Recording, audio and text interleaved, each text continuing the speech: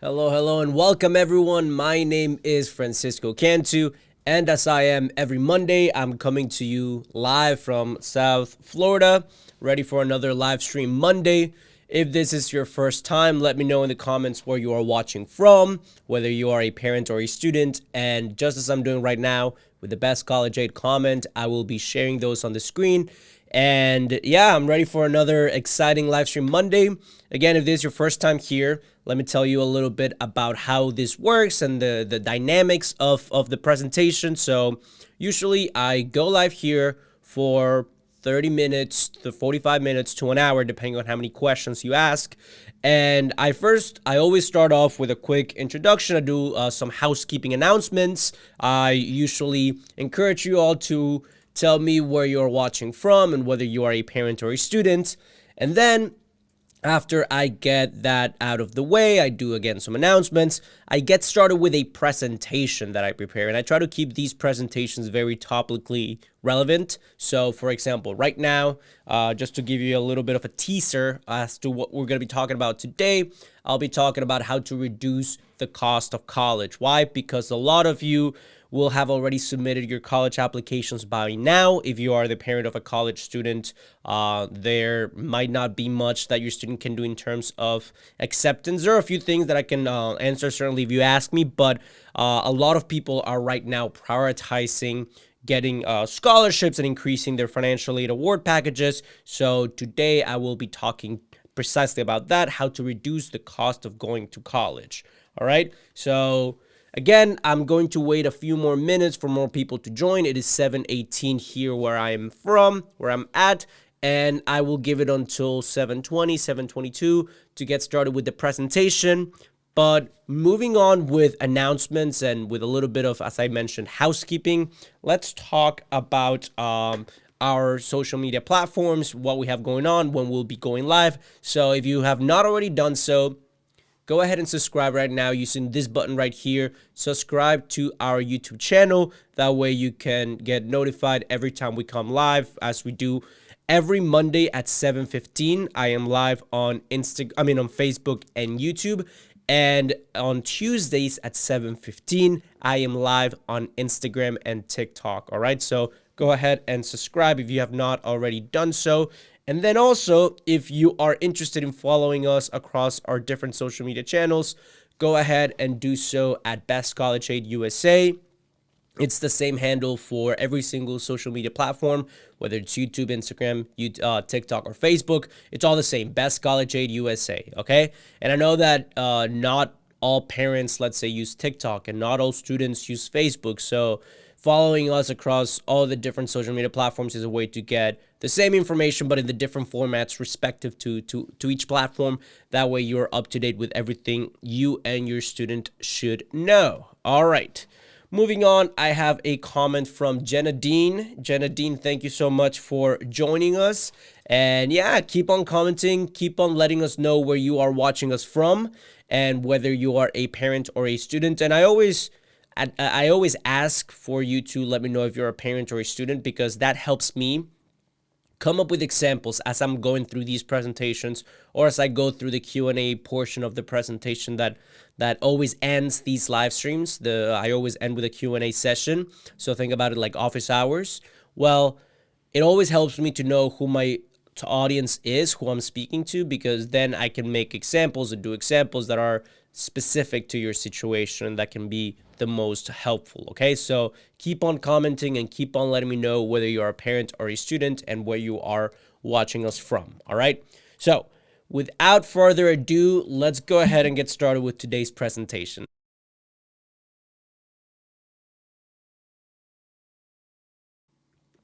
So how to reduce the cost of college. That's what we're going to be talking about today. But before we get started, I want to give us a little bit of context as to why this even matters, what the cost of college is as of today, 2023, and then we can move on with the presentation that tackles the problems. Okay, so first, the average cost of college in 2023 is divided into in a few categories. So first, let's start with the annual cost of going to a public college. Okay, and out of public colleges, there are three main categories that students usually go to. They either go to a 4-year in-state school, so a school that is located in the same state where they went to high school or they reside. They can either go to a 4-year public out-of-state high school, so a high school in a state different from where they went to high school and they resided. Sorry, a college that's in a different state than when they went to high school. And then the other option is a 2-year in-state institution. Those are the three that we're going to be talking about today. So the average cost of tuition for a 4-year in-state high school. So, for example, if you're from Florida and you go to school in Florida, or if you're from Arizona and you go to school in Arizona, obviously this is going to vary state by state, but the national average, the cost of tuition for in-state going to college for 4 years at a public school is $9,377. And when you add the cost of attendance, which the cost of attendance includes everything that is outside of tuition, so meal plans, housing, travel, and any other sort of expense that gets accumulated into your final cost of going to college, well, that brings the cost up to $25,000 a year.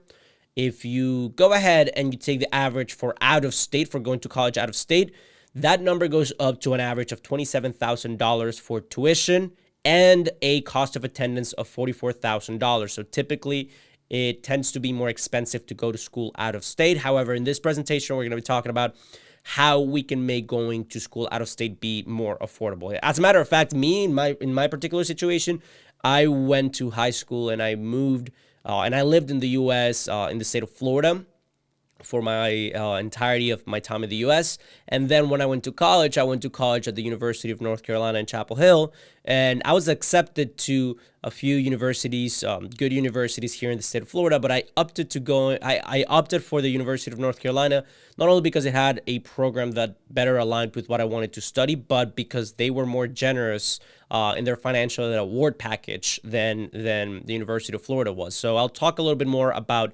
that later on. And then the last one is the cost of a 2-year in-state college, and that would be $3,000 for tuition and $15,000 for cost of attendance. Okay, so right now, just looking at public colleges and public universities, you can see that the cost of tuition, the cost of attendance can be many, many $1,000s, and that is why we're having the presentation on today's topic. Okay, and just to get some context, for the cost of private institutions, the reason why there's only one line there is because private institutions charge the same amount of money for both in-state and out-of-state students. That's why a lot of people have that mentality that private colleges are more expensive. It tends to be that way, especially if you're an in-state student, because they don't give you some sort of in-state pricing or cost of attendance, okay? And for that, the average cost of tuition is $37,000. The cost of attendance, after you factor in everything else, is $54,000, okay? So I want to take a little bit of a step back here and elaborate a little bit on what all this means, okay?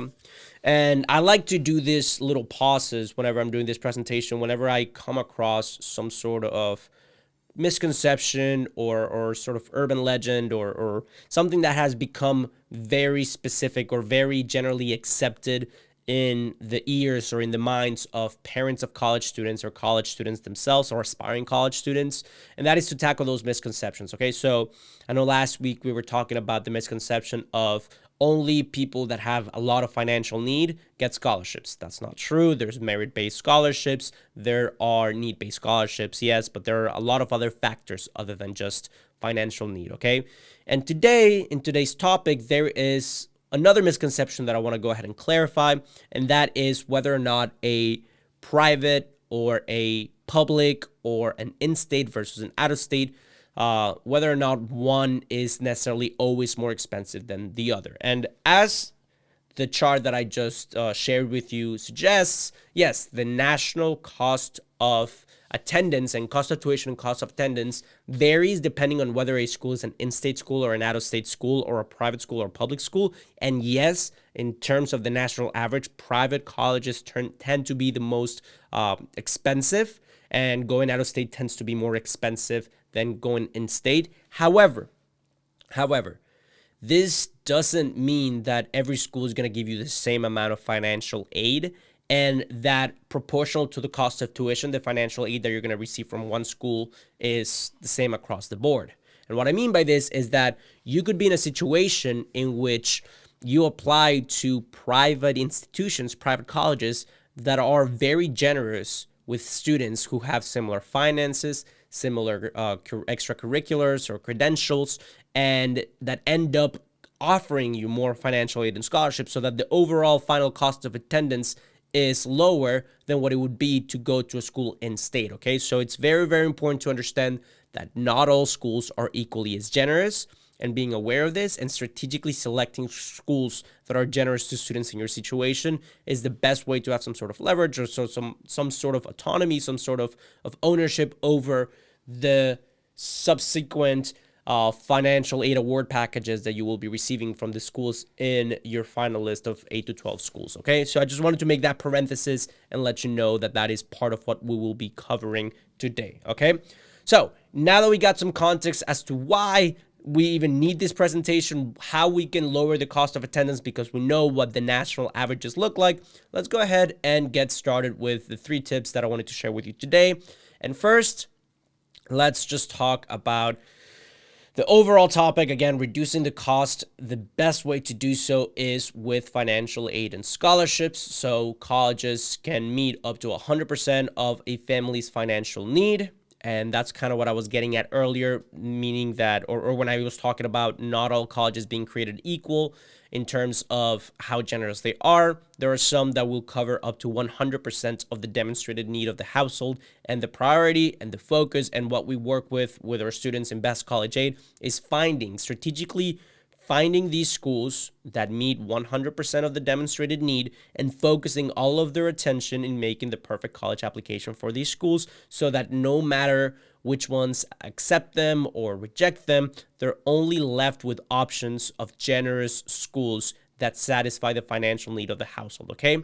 And then the second part of scholarships, which again, we're gonna elaborate more when we get to the 3 tips, is that you wanna make sure that you take advantage of both of merit-based awards, okay? Because there are some awards that are based on need, and that's finding the generous schools, and then there are others that are based on merit, whether a student plays a sport, whether a student participated in a specific type of leadership, if they are qualifying for state scholarships that are related to their SAT or ACT scores, or their GPA, or their class ranking. Again, combining a list that is made up of universities that are generous with students in your particular situation with taking advantage of merit-based awards is the best way to combine both merit and need-based scholarships to ultimately have all of the cost of attendance covered, okay? So let's get started with the 3 tips.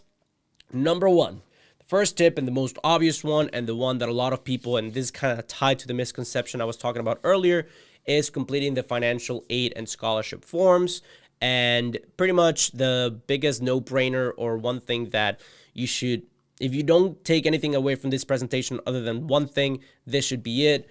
And that is that you should be filling out the FAFSA. Why? Because when we were talking about earlier, the misconceptions of one of the biggest one in the college admissions process being that you only receive scholarships if your family has a lot of financial need. Well, there are a lot of scholarships that are merit-based whose prerequisite for you to even qualify for the scholarship is to have completed the FAFSA, okay? So in order to receive institutional awards, a family must have that FAFSA submitted. And as we have mentioned in other live streams and as we teach our students, these the free application for federal student aid, the FAFSA, opens up on October 1st every year, and it should be filled out every year before the student will be attending a year of college. So for example, if a student is going to, if they're a senior in high school right now, let's say it's October 1st, and they'll be going to college the following year, then they should be filling out the FAFSA, and they should continue to fill it out during not just their senior year of high school, but their freshman year of college, sophomore year of college, junior year of college. And that should be it, unless they want to, that should be it for your undergraduate career because you're preparing for the next year of school, okay? So make sure that you have that under your belt. So that is for the FAFSA. Now, specific colleges, there are some colleges that on top of the FAFSA, the free application for federal student aid, they will also ask their students to submit something called the CSS profile. So the CSS profile is another form that seeks to assess the financial makeup of a household by requiring, specific information. And this form also opens up on October 1st. So as soon as that October 1st deadline hits, you should be aware. And one thing that we work with the students in Best College Aid know that the summer before their senior year of high school starts, they should have a list of 8 to 12 schools that has already been filtered through and be made up of universities that are not just generous, but that have the programs that they need. And then once they have that list, and once they are, going through the application process, once October 1st hits, because they preemptively and with ahead of time, they created that list of 8 to 12 schools, they will know whether or not those 8 to 12 schools, which ones require the CSS profile. And because they'll be prepared, once October 1st hits, they'll fill out that application. They'll know to end that documentation or end the whole form addressing the intent to apply to XYZ school that requires the CSS profile. Okay, so the earlier that you start to prepare for this, the more on top of things you can be, the sooner you will have those applications filled out. And remember, a lot of the award of the money or the awards that get unlocked by filling out these forms comes on a first come, first serve basis. So you want to be very proactive and you don't want to wait many months after you have submitted your application or until last minute to go ahead and fill out these financial forms, okay? Because you don't want the sum of money or the pool of money that you're available to receive to be low. You want it to be as high as possible, okay? So October 1st hits, that's when you should be filling it out. So that's it for tip number 1. Tip number 2 is to apply to private and state scholarships. So earlier we were talking about the FAFSA and the CSS profile, which are more closely tied to institutional and federal aid.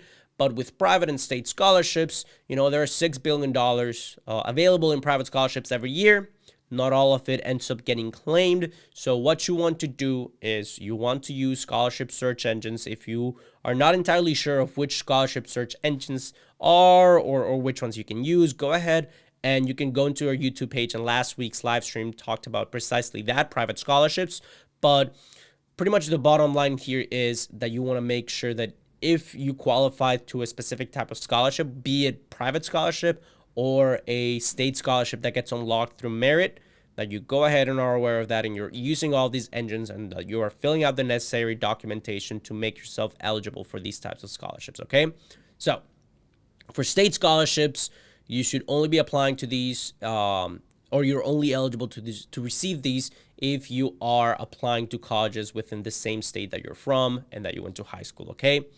And the final little caveat or the final little nugget of information that I want to leave you with when it comes to private and state scholarships is that with private scholarships, you should not just apply to them your senior year of high school. And typically what happens is between the months of January and let's say April, because high school seniors, went through the madness of having to complete the college applications, the common application, or if they applied directly through the university's portal or Naviance or whatever it is, coalition, because they were very focused on getting those applications submitted in the months of August, of November, September, December. Once January hits and all those applications are submitted, they are still very amped up and they're ready to go. So they spend the months waiting, after their application gets submitted, but before they hear their college decision, which again is typically between January and let's say March, April. Instead of, just waiting around, doing the thumbs, a lot of people or a lot of students say, okay, I'm just going to apply to a bunch of private scholarships. And they do that. They receive maybe, a $1,000 scholarship here, a $2,000 scholarship there. And that's great. It pays for their meal plan, let's say like freshman year of college, but then they stop, right? And once they get to college, they go through the motions. Yeah, they may fill out the FAFSA year to year, but the extent to which they look for private scholarships is nothing. They don't look for private scholarships. They don't apply to private scholarships because they're already going through the motions of college. And that is one big misconception that we work with our students to overcome so that they continue to using search engines like the ones I shared last week in last week's live stream to make sure that every year or every month they are religiously looking for private scholarships that they are eligible for and that they can continue to apply. So for information on the best practices for private scholarships, check out that presentation that I did last week, or the live stream from last week, okay? So that is the last thing I wanted to share in regards to private scholarships. And now the third tip that I will be talking about, that I think it's a great return on investment, or whatever you put in, the amount of effort that it takes to go through this step versus the reward that you could potentially receive is really, really high. So ask for a counter offer. Okay, so the whole point, or when I was talking about earlier, I was talking about making sure that your list of 8 to 12 schools is made up of schools that have a history of being generous with students in your same financial situation. And that is so that when you receive your financial aid award package from the 8 schools that your student applied to, or the 10 schools, or however many schools accepted them, that acceptance letter is going to come along with a financial aid award package that's going to outline how much money they're receiving across the different types of financial aid and scholarships, whether it's institutional money, federal money, whatever it is. And if you have a bunch of very generous financial aid award packages, what this does is it gives you a little bit of a leverage if you really want to go to a particular school, let's say school number 1, but they did not offer you as generous of a financial aid award package as school number 2. This is particularly useful if you are receiving merit-based awards. Let's say if you want to be a competitive athlete, or if you are earning leadership scholarships, or you had someone that helped you with your application getting in, maybe a coach or something like that, obviously adhering to all sorts of regulations with the NCAA, but making sure that once you receive that financial aid award package, you, if needed, or if your financial situation changed, or if you have some sort of financial hardship that affected you and your family's ability to pay for college, don't just sit there on your financial aid award package, but renegotiate or counteroffer, or see if there is anything you could do so that you could qualify for even more institutional awards, because usually institutional money is the one that has a little bit more wiggle room because it's granted by the university. So make sure that once you get that financial award package, if needed, you ask for a counter offer. You can also tie it to increasing or improving your academic performance, or if you, again, going back to the athlete example, if you're going to be a swimmer, or if you're going to be part of the track team, or if you're going to be part of whatever it is, if there are measurable goals that are going to improve the program, that are going to improve the quality of the team, then tying your financial aid award package that was offered to you, or tying your athletic scholarship to maybe saying, hey, if I reach these times, these goals, is there any possibility that my scholarship could improve? Okay, so there's a quick little easy way that you can improve your financial aid award package after you have received that scholarship, and on top of the state scholarships that I already talked about, private scholarships that you're going to continue to be looking for, and filling out the necessary documentation through the FAFSA and the CSS profile if needed. Okay, so that is the very summarized version of today's presentation. Now, what I want to do is, today I just focused on 3 very specific tips for students who are looking to improve or looking to make themselves as eligible as possible for as much money as possible for college. Now, I know that you might have questions that are not necessarily related to a counteroffer for your financial award package, or related to federal financial aid or private scholarships, which is what I talked about today. So as a catch-all for whatever step of the process you might be looking to address, to tackle, to get more information on, there is a presentation. Hold up one second. There is a presentation that is tied to a 60% off President Day sale on the 6 steps to go to college with scholarships. But if you click the link in my bio, you'll see that free presentation. And I like to be very transparent about best college aid and how much it costs. And obviously these live streams are free, and I'm going to continue to come here every week to do these presentations and do the Q&A session that is about to start. So if you have any questions, go ahead and use the chat to ask it.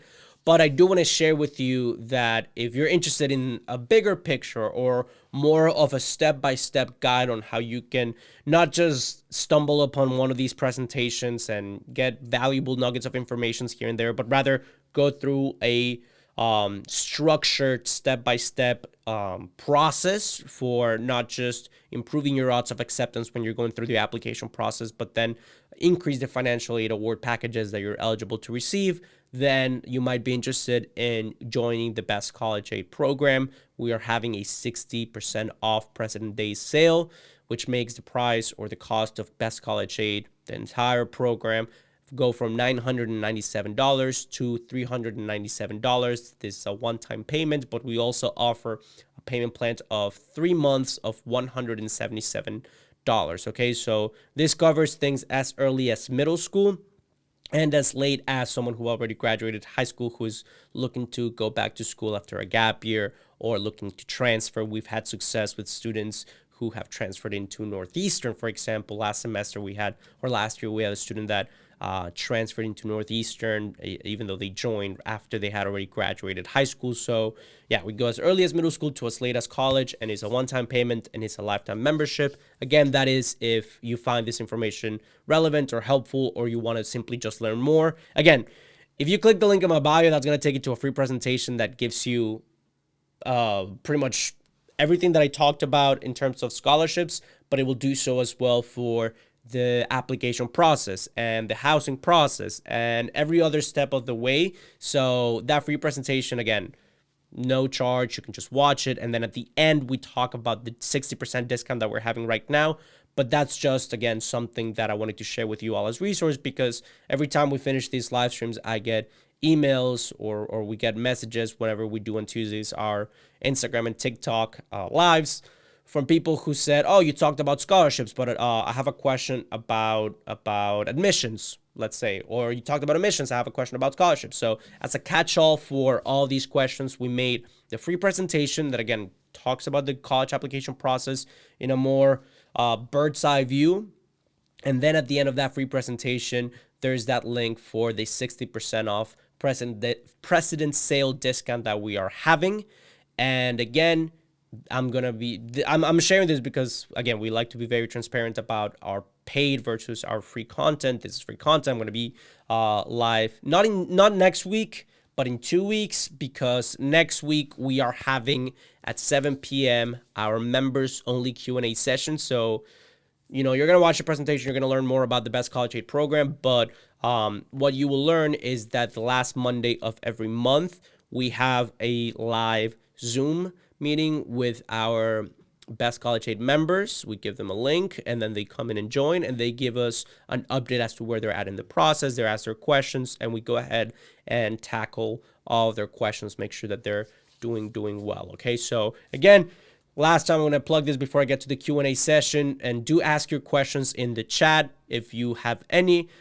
We are having a 60% off President's Day sale. So if you go to the link in my bio, you can register for a free presentation. Again, there's no cost associated to that free presentation. You can learn the 6 steps that helped me and my siblings get accepted to college with scholarships, and they were pretty much the foundation for the Best College Aid program. We took that out, made it into an overview presentation, and then for people who are interested beyond that, because either you watch this live stream and you enjoy my teaching style, or you're going to ask a question right now in the chat, and I'll be able to answer it to your satisfaction. You want to learn more, you check out the free presentation. Beyond that, you want to learn even more.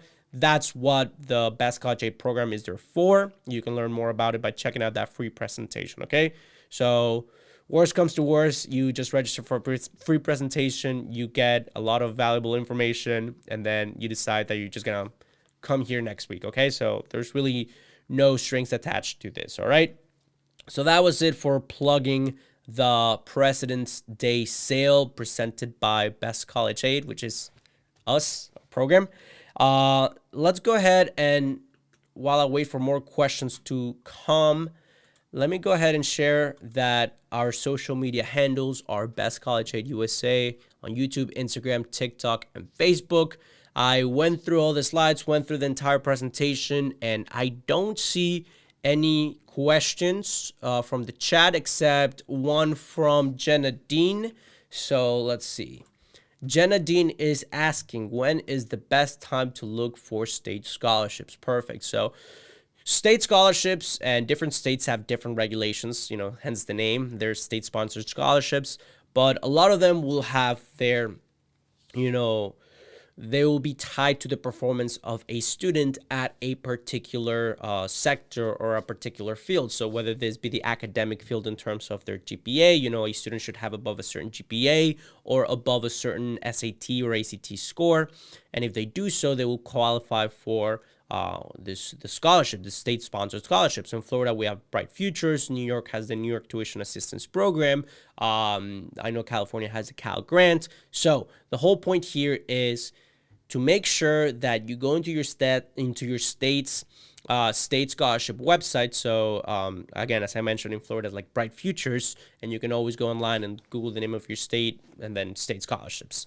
And then you will be able to see all the qualifications or all the criteria that you must satisfy in order to receive those scholarships. So in terms of when the best time to apply for them are, I would probably focus on first figuring out what the requirements for your state are, and then making sure that your student has enough time to qualify or to satisfy that criteria. So for example, let's say you're from Florida and you go online and you look up Bright Futures minimum requirements, and you see that they have to have above a certain GPA or above a certain SAT or ACT score, and they have not yet taken the SAT or the ACT. In that case, you want to make sure that your student is signed up and has ample time to take the exam and then retake it if necessary, so that they have enough of a buffer in terms of time so they can fill up or satisfy that criteria. Okay, so, and then after that, once their senior year rolls around, make sure to fill out the necessary documentation required to satisfy that to qualify for that scholarship. Okay, so whether that is filling out the FAFSA plus a separate form, or an additional form that is sponsored by the state, or whether the FAFSA by itself is enough to qualify for that scholarship. Okay, so that is sort of the sequence of events that I would suggest you follow for these scholarships. Okay, and I think that was the last question. So I will go ahead and finish up by once again reminding you that if you want a free presentation on the 6 steps to go to scholarship for college, go ahead and check out the link below this video. Sorry, there we go. If you want to do that, you can, let's say you're watching on YouTube right now, you will scroll down to the show more portion of the description, and then here you're going to be able to see a link that will take you to the free presentation, the free training. There's me, there's Laura. You can register for free using the register now button. And then once you register, you're going to be able to get, again, the free presentation, 6 steps to go to college with scholarships. And at the end, there you can see my picture because it's me giving out the presentation. And then at the end of the presentation, we do talk about the special discount that we are running. It's 60% off because of President's Sale, and it ends on Thursday. That will take the price from $997 to $397, or you can do 3 payments of $177. Again, that is if you are satisfied or interested in learning more beyond these live streams that we do every week, and beyond that free presentation that by itself has a lot of value, and a lot of people have told us that it's more valuable than all of their meetings with their high school counselor at their public high school. So hopefully you get the same amount of value by registering to have free presentation. All right, that is it. That is everything I had for today. Thank you so much for joining me, for asking your questions.